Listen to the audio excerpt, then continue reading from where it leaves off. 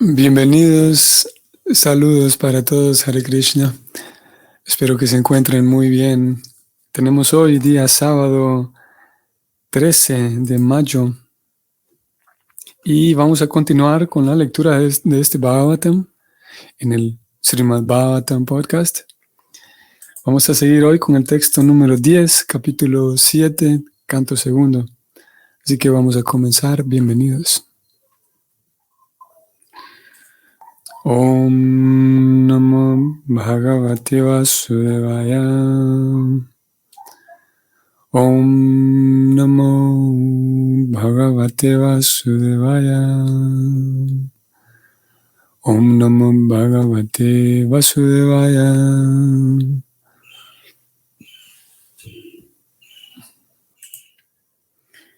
Nabhera Sauri Savasa Sudevi Sunur.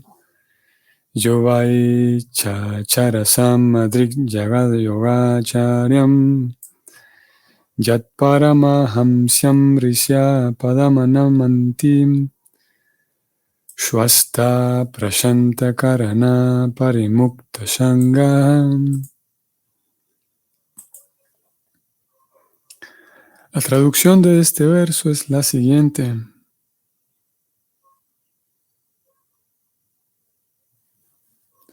El Señor apareció como el hijo de Sudevi, la esposa del rey Nabhi, y fue conocido como Rishabhadeva. Rishabhadeva. Él ejecutó yoga materialista para equilibrar la mente. Esa etapa también se considera que es la situación más elevada y perfecta de la liberación, en la cual uno se encuentra situado en el propio yo y está completamente satisfecho. Srila Prabhupada comenta lo siguiente.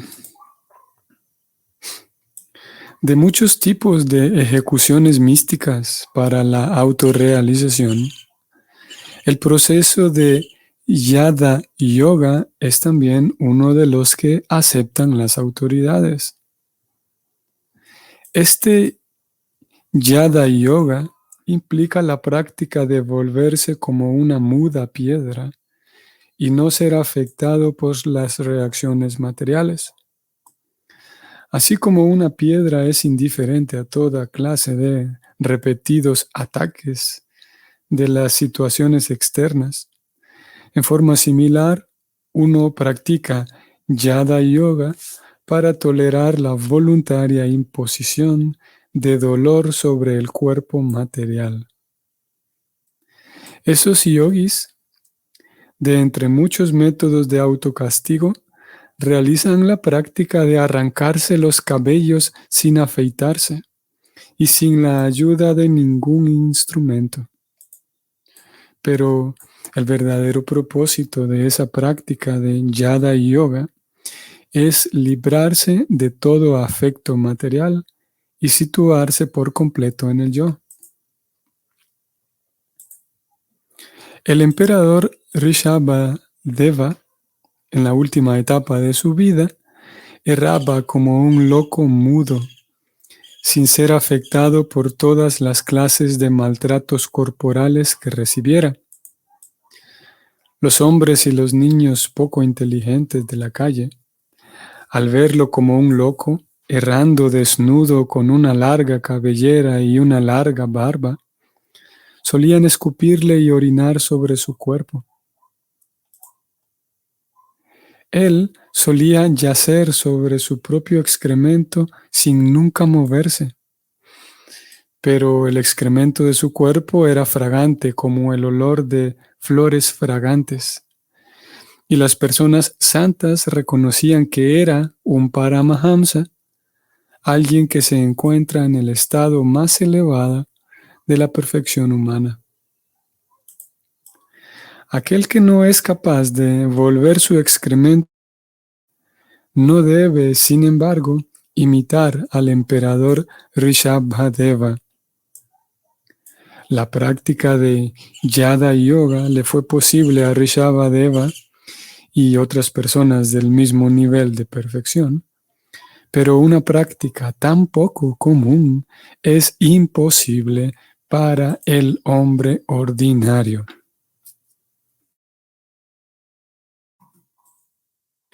El verdadero propósito de Yada y Yoga, como se menciona en este verso, es Prashanta Karanaha, o sea, someter los sentidos. Todo el proceso de yoga, en cualquier categoría en que se encuentre, tiene como objeto controlar los desenfrenados sentidos materiales y así pues prepararlo a uno para la autorrealización. En esta era específicamente, ese Yada Yoga no puede tener ningún valor práctico, pero en cambio la práctica de Bhakti Yoga es factible debido a que es justamente lo adecuado para esta era. El sencillo método de oír a la fuente correcta, el Srimad Bhagavatam, lo conducirá a uno a la etapa más elevada y perfecta del yoga. Rishabhadeva era hijo del rey Nabhi y nieto del rey Agnidra, y era el padre del rey Bharata, en cuyo honor el planeta Tierra recibió el nombre de Bharatavarsha. La madre de Rishabhadeva era también conocida como Meru Devi, si bien aquí se la menciona con el nombre de Sudevi. Algunas veces se sugiere que Sudevi era otra esposa del rey Nabhi, pero como en alguna otra parte se menciona que el rey Rishabhadeva era hijo de Meru Devi, queda claro que Meru Devi y Sudevi son la misma persona con diferentes nombres. Fin del comentario. Muy bien, entonces tenemos aquí el relato y la muy breve descripción de Rishabhadeva, que nosotros vamos a ir ahora al canto quinto, que es donde se encuentra con mayor detalle la descripción suya. Y hay algún par de cosas que antes de ir a observar este canto quinto, hay un par de cosas que vamos a resaltar de este verso. Prabhupada habla de este tipo de yoga. Es autorizado, como él inicia este comentario, él diciendo, este Yada Yoga es autorizado. Lo aceptan las autoridades. ¿Y en qué consiste ese Yada Yoga? Yada, para quienes solamente están escuchando, este es un tipo de yoga. Yada se escribe J-A-D-A, Yada. Y ese sistema consiste en, como aquí ya leímos, volverse como una muda piedra. Entonces la apariencia de la persona es como un loco, como, sí, como una persona, como un demente, digamos. Porque ¿quién en su sano juicio, quién en sus cabales termina, sí, errando por allí, desnudo, como ya leímos, de Rishabhadeva, errando por ahí desnudo, sin preocuparse en lo más mínimo por su apariencia, por su propia limpieza? Acabamos de leer que él mismo donde se recostaba, él mismo defecaba allí y no tenía aparentemente el más mínimo cuidado con su limpieza y todo eso. Y ese es el Yada Yoga, ¿no? Que es autorizado de acuerdo con Prabhupada, pero tan interesante en este verso que si bien es verdad, hay una sutileza aquí, que si bien es verdad es autorizado, como lo comienza diciendo aquí el significado, un poco más abajo, Prabhupada describe que, vamos a ir más abajo todavía, a terminar este parágrafo, él dice que esa práctica de Yada Yoga fue posible para Rishabhadeva y para otros, pero una práctica así tan poco común es imposible para el hombre ordinario. Es imposible. Inmediatamente después, Prabhupada entonces introduce, eh, a forma de guía para el lector, introduce el Bhakti Yoga. Y él describe que específicamente en esta era nadie puede tener ese tipo de yoga, no puede tener valor práctico. Lo mejor es dedicarse al Bhakti Yoga. Claro, porque ya a estas alturas nosotros podemos reconocer algunas diferencias bastante evidentes, digamos, entre ambos sistemas. El Yada Yoga, podemos decir que no tiene actividades prácticas externas, mientras que el Bhakti Yoga lo que busca es que en la etapa inicial, que uno continúe con sus actividades que ya tiene, que no detenga sus responsabilidades, sino que más bien las ejecute para Krishna. A diferencia de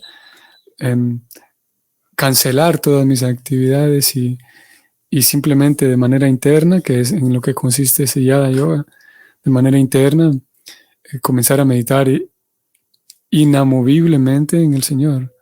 La mente y la conciencia interna no se aparta de la meditación trascendental en el Yada Yoga.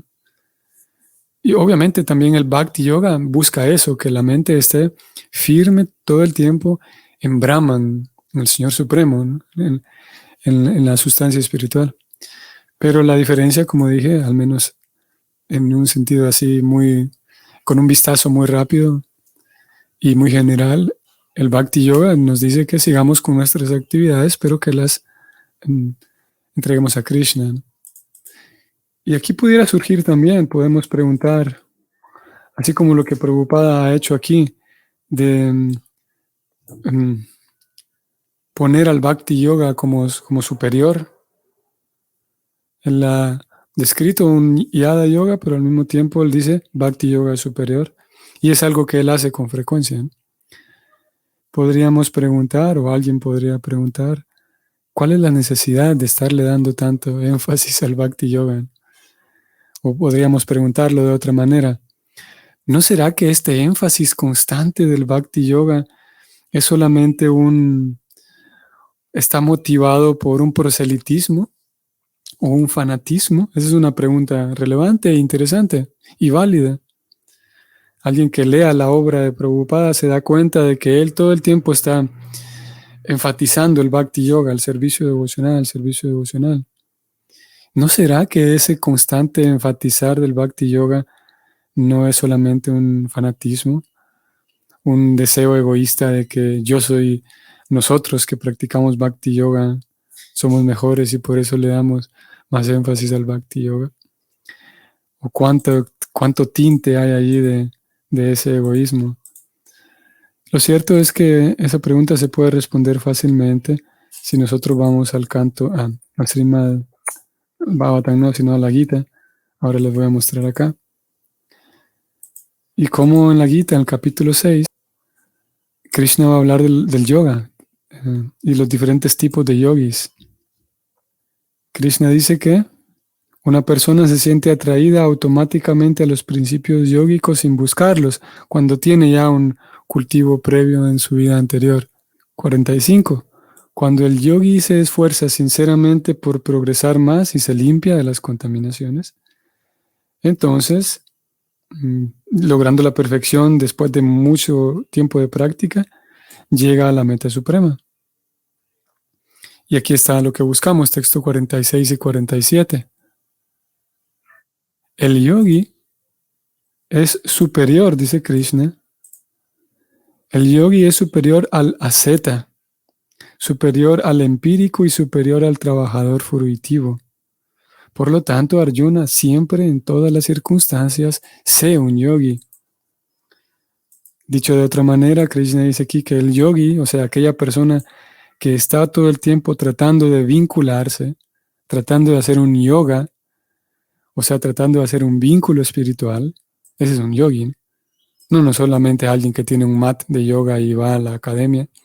Claro que alguien podría llamarse yogi así, pero no necesariamente se refiere a esto a quien hace yoga solamente por algo físico. Y también no vamos a excluir a aquellas personas que hacen yoga con su mat de yoga. Obviamente hay quienes sí buscan un vínculo espiritual. aunque la experiencia nos dice que son muy pocos, ¿no? En fin, Krishna dice aquí que el yogi, esa persona que busca un vínculo espiritual, él es superior a quién, al asceta, o sea, a la persona que hace muchas austeridades, pero no busca un vínculo espiritual.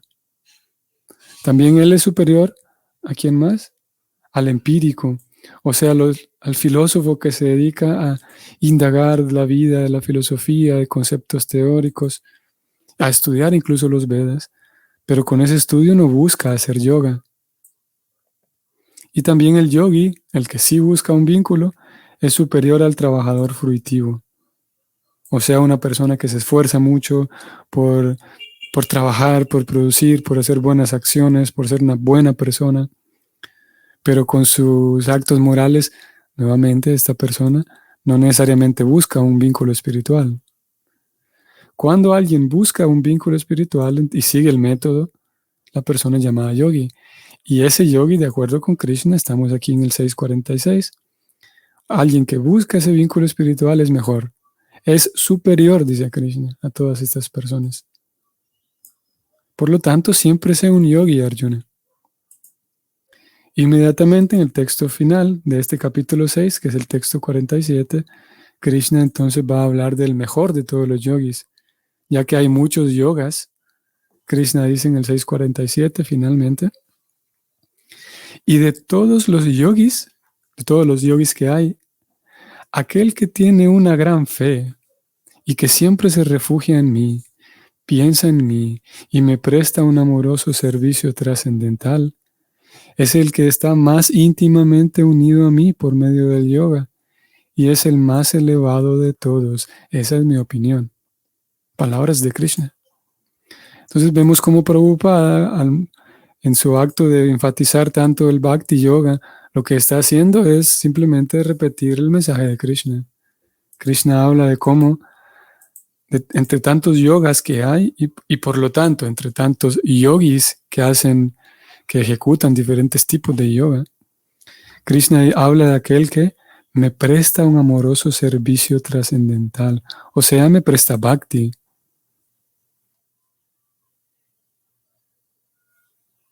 Krishna habla aquí en la tercera línea de este verso, Sradavan bhajate yomam.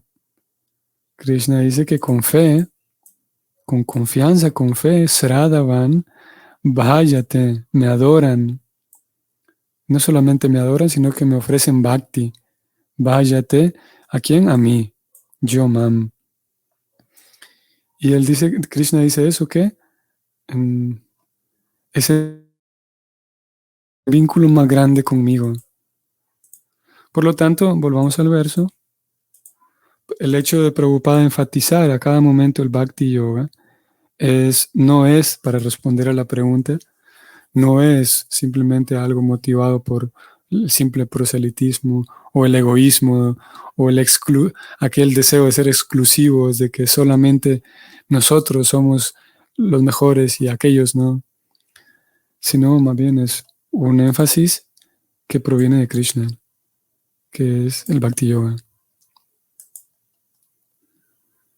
Prabhupada aquí al final de este significado agregó un dato en relación, es más, digamos, historiográfico en relación a este rey, Rishava.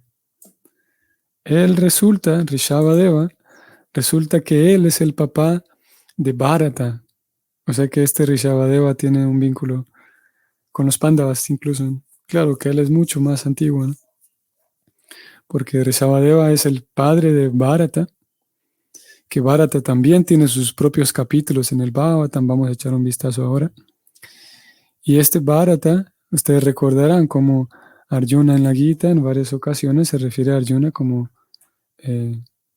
hijo de Bharata, o simplemente le llama Bharata más bien, refiriéndose a que sus ancestros, o más bien su ancestro era Bharata. Y ese Bharata, el hijo de Rishabhadeva, tiene un vínculo directo también con el libro Mahabharata, ya que ese hijo de Rishabhadeva, Bharata, eventualmente terminó siendo el gobernante del planeta. Y por algunas razones, entonces el planeta pasó a llamarse, recibió el nombre en honor a este rey, Bharata. Y el planeta entonces se llamaba Bharata, Bharata Varsha. Después, cuando se escribe el Mahabharata, Mahabharata significa eso, la historia de Bharata, o sea, la historia de la Tierra. Si hacemos aquí un vistazo rápido en Wikipedia, antes de que llegaran los ingleses y un poco antes también ¿cómo se llama? De los musulmanes, la India no se llama a sí mismo la India, ¿no?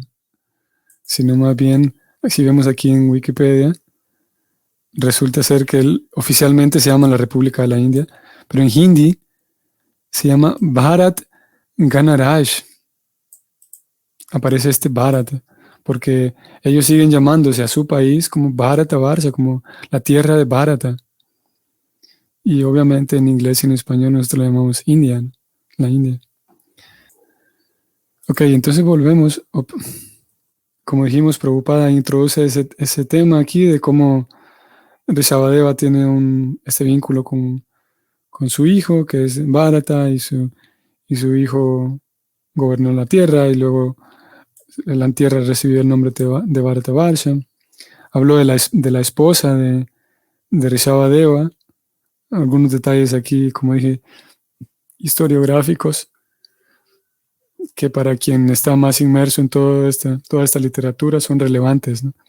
El caso aquí de los dos nombres, Merudevi y Sudevi, que resulta ser la misma persona. Vamos al canto quinto entonces para que veamos y podamos localizar dónde leer acerca de Rishabhadeva. Canto quinto titulado El ímpetu creativo. Desde el capítulo 1 se va a dar una descripción de este emperador, cuyo nombre es Priyavrata, para en el capítulo 2 dar paso a las actividades del hijo de Priyavrata, cuyo nombre es Agnidra, capítulo 2, para pasar al capítulo 3, y cómo se va a narrar aquí como hijo de Agnidra es Rishabhadeva.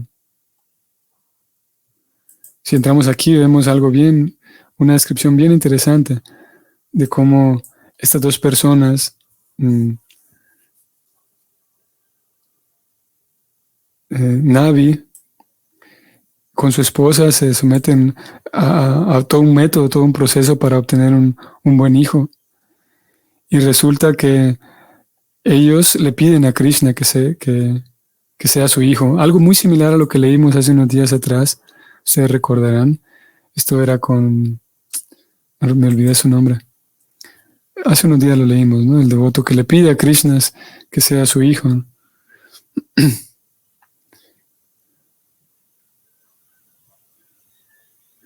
Entonces vemos aquí, por ejemplo, en el texto 13, vemos cómo los sacerdotes que están realizando toda esta ceremonia, una vez que el Señor desciende, ellos le oran a Krishna y le dicen lo siguiente en el texto 13. Querido Señor, he aquí el gran rey Navi, cuyo objetivo supremo es la vida, es tener un hijo como tú. Ellos hablan, los sacerdotes hablan en nombre del rey Navi, que quería eso junto con su esposa. Maharaj Navi siente un deseo tan grande de tener un hijo, que te está adorando a ti para pedírtelo, aunque tú puedes ofrecerle la posición más excelsa, incluso la elevación a los planetas celestiales y la liberación, el regreso a Dios. Ellos le hacen este pedido y el Señor responde lo siguiente. Vean qué interesante y qué bonita la relación que aparece aquí. La Suprema Personalidad de Dios contestó: oh grande sabio, dijo a los brahmanas, estoy verdaderamente complacido con sus oraciones. Hablan diciendo la verdad. Han orado pidiendo la bendición de que el rey Navi tenga un hijo como yo, pero eso es muy difícil de obtener. Yo soy la suprema persona, aquel que no tiene igual. Debido a ello, no es posible encontrar otra personalidad que sea como yo. En todo caso, ustedes son brahmanas cualificados, por lo tanto sus palabras nunca deben resultar falsas. Para mí, Los brahmanas bien dotados de cualidades brahmínicas son como mi propia boca. Como no puedo encontrar a nadie igual a mí, me expandiré personalmente en una porción plenaria, y de ese modo yo mismo descenderé al vientre de Meru Devi, la esposa de Maharaj Navi, el hijo de Agnidra. Y así es como entonces el Señor accede a volverse un hijo de ellos, de Agnidra y Navi. Ya en el capítulo 4 entonces se va a dar una descripción ya de Rishabhadeva, Krishna en esta encarnación. Capítulo 5 va a dar paso a las instrucciones de Rishabhadeva a sus hijos. Él tiene muchos hijos, el primogénito es Bharata, como ya leímos, y él los reúne para darles sus instrucciones. Un capítulo de lo más fascinante, este capítulo 5, todo lo que él enseña a sus hijos. Para darle paso al capítulo 6, las actividades de Rishabhadeva. Aquí va a terminar la descripción de él, para después en el capítulo siguiente, el capítulo 7, pasar a hablar de Bharata, que es otra historia fascinante también. Bharata siendo el primogénito de Rishabhadeva y toda su historia que es fascinante. Pero vamos a entrar aquí en el capítulo 5 y vamos a encontrar un texto muy famoso, muy conocido, que es Canto 5, capítulo 5, texto 18. Una de las recomendaciones que Rishabhadeva, esta encarnación del Señor, les da a sus hijos. Yo los invito a que ustedes lean todos estos capítulos. Dice el Señor Supremo: aquel que no puede liberar a sus subordinados del ciclo de nacimientos y muertes, nunca debe actuar como maestro espiritual, como padre, como esposo, como madre o semidios adorable. Aquí está presente un grado de moralidad muy alto, un nivel muy alto. O sea que si alguien no tiene la capacidad, no se siente en la capacidad para realmente brindarle ayuda espiritual a otros, entonces nunca debe actuar como maestro espiritual, padre, esposo, madre o semidios adorable. Y esa ayuda espiritual no solamente es ocasional, sino una ayuda espiritual que va a permitirle a la persona que está subordinada liberarse, o sea, regresar a casa. Y obviamente es un tema que vale la pena dialogarlo, leer todo el comentario que Prabhupada escribe aquí. Y como dije, es un nivel de moralidad muy alto que deja ver la responsabilidad que Krishna en la encarnación de Rishabhadeva, esa responsabilidad que pide, digamos, de sus hijos. Y obviamente es un mensaje para nosotros también.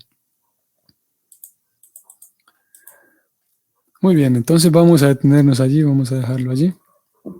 Una vez más les invito a que ustedes lean estos capítulos, esta historia fascinante de la encarnación del Señor, conocida como Rishabhadeva. Que tengan un bonito y excelente fin de semana, hoy sábado y mañana domingo, y nos vemos mañana. Hare Krishna.